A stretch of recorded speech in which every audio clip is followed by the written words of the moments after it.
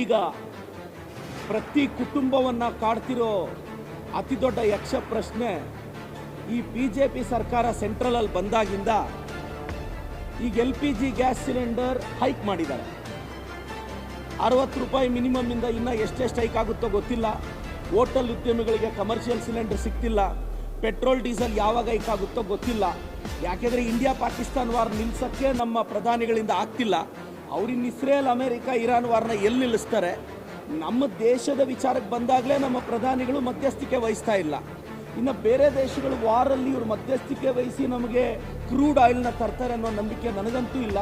ಇವತ್ತು LPG ಆಗಿದೆ, ನಾಳೆ ಡೀಸೆಲ್ ಆಗುತ್ತೆ, ನಾಳೆ ಪೆಟ್ರೋಲ್ ಆಗುತ್ತೆ, ನಾಳೆ ಪ್ರತಿಯೊಂದು ಎಲೆಕ್ಟ್ರಾನಿಕ್ ಗೂಡ್ಸು ಪ್ರೈಸ್ ಹೈಕ್ ಆಗುತ್ತೆ.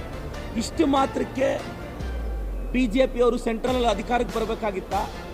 ಇವತ್ತು ನರೇಂದ್ರ ಮೋದಿಯವರು ಕೇಂದ್ರದಲ್ಲಿ BJP ಅವರು ಬಂದಾಗಿಂದ ಬರೀ ಪ್ರೈಸ್ ಹೈಕೆ.